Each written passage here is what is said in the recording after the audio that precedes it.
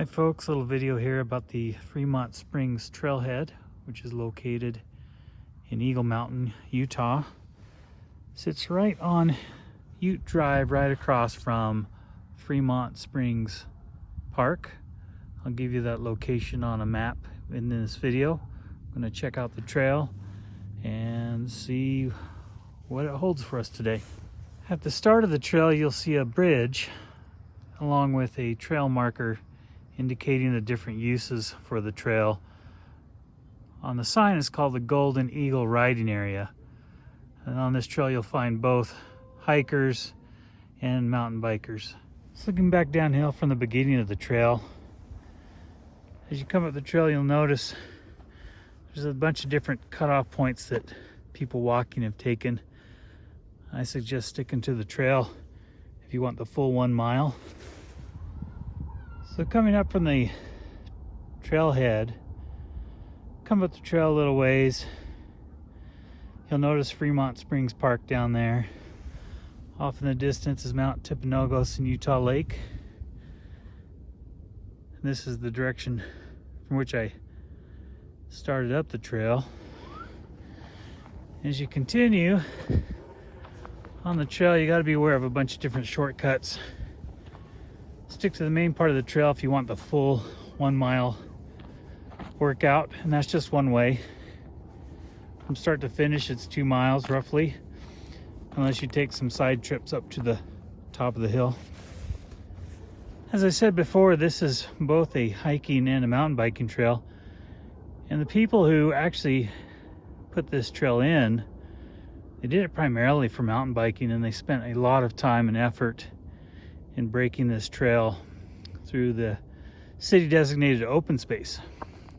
And as you can see, along parts of the trail there's some jump features, ramps here, and then another mound of dirt / ramp ahead there. As you're hiking this trail you have to be very aware of the people mountain biking on it as well, and make sure you're courteous, you step to the side so they can have their fun as well. Now on the north side of the trail, since it's in the shadow of the ridge here, a lot of the snow sticks around throughout the winter time. But most of the time it gets packed down pretty quick, and even after it snowed, it's pretty easy to hike even soon after. For mountain bikers, one of the cooler features I think on this trail is this little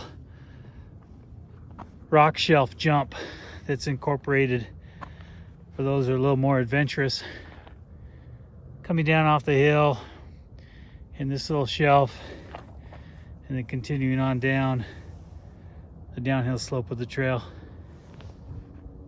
Now as you're hiking the trail, right when you get to the last loop of the trail, which starts going away from the Kiowa Valley section of Eagle Mountain over there, headed back north,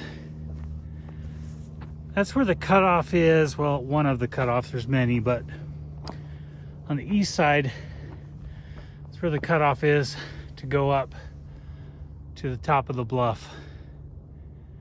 It's kind of a little scrabble to get up there, but it's not too difficult.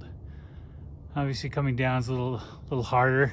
And once again, here we are on the north side, or the northeast side of the trail, and you'll notice where the snow hasn't melted very well on this side. It remains in the shadow for quite a few months, so not as much melting, but as you can see, it's pretty packed down,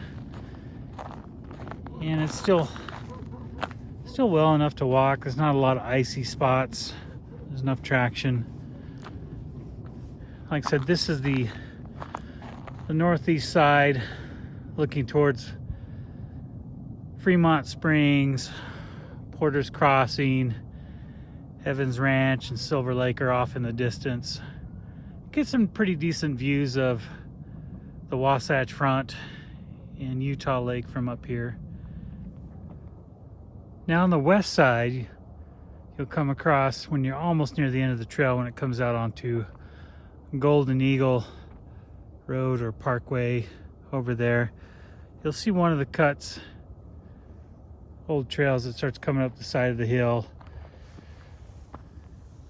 And that's another way up to the very top. This will be from the west side of the hill, facing the other side of the ranches, looking west towards the Ochre Mountains here in Eagle Mountain. And coming in from Golden Eagle, the trail starts right here at the peak of the hill. You don't actually see the trailhead sign until further up, marking the beginning of the trail. There's also another route to go up to the top of the hill from here, which kind of goes off to the right here. It was probably the older existing road before all the construction for the new development took place a couple years ago. This is the route I'm going to take to go up to the top of the hill, and I'll show a couple things that I know of up there. One thing you'll encounter along the way is embedded in the shale. I want to say these are fossils of some kind. If somebody in the comments could let me know. I'm almost thinking it's plant material or trees, just kind of based off the look of it. But I'm not an expert in that. I do see seashells periodically in some of the shale formations you come across up here. So let me know. That'd be much appreciated. I see these all the time in a lot of the shale formations around here. Although I am a rock hound, I can't typically identify everything I see, so any help would be appreciated. So when going up the hill from the Golden Eagle Road area, where the new subdivision cut is, there's an old existing road that was kind of halfway cut off, but as you can see, it kind of goes up to the top. It's probably the easiest way to the top, or the one that's less steep than some of the other ways. And we've made it to the very top of the bluff, overlooking the east side of the ranches towards Saratoga Springs.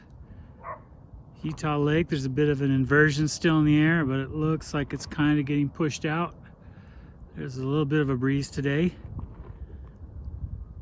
The elevation up here is right at almost 5,100 feet, for those that like that kind of information. And now we're gonna look around for some of the other unique features that are up here at the top. Now near the top there's this cut, which looks like they were looking for maybe a lime or calcite deposit, and there is a calcite deposit up here. And over here you can see some of the different veins of the calcite. Sometimes calcite's formed in some decent crystals. As a rock hound, this probably isn't the best calcite if you're a collector. It's actually kind of pretty rotten looking, but it's kind of neat seeing that there is some calcite up here. So one of the last features I want to cover is up here on the south side of the bluff, looking towards Kiowa Valley. There's an old or new trail that's been started. It comes up along the layers of shale as they proceed up the hillside. On the left there is a layer of kind of reddish brown shale, and then right above it is another layer of this darker gray shale.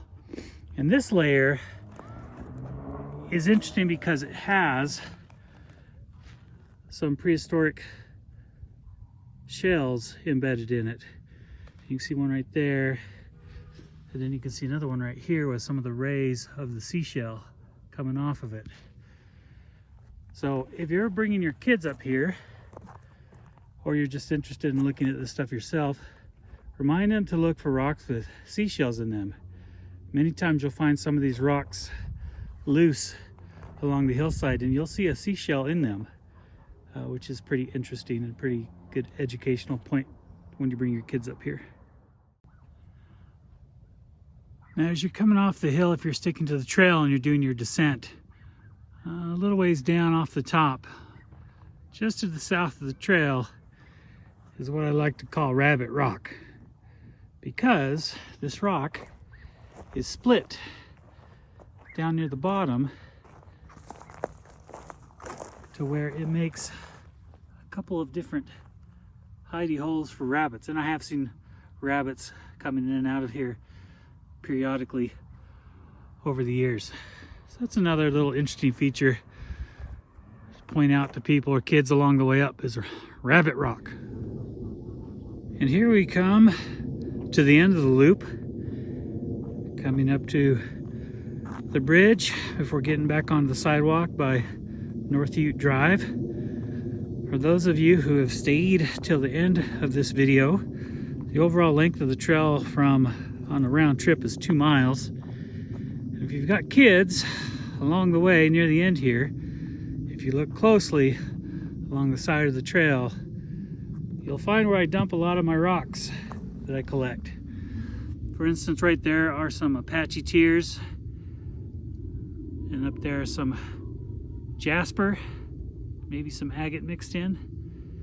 Over time, I dump some of my rocks over here to try and generate interest amongst people passing by and rock collecting. So I hope you've enjoyed this video, and please press the like button and subscribe if you want to see more of these videos. Thank you.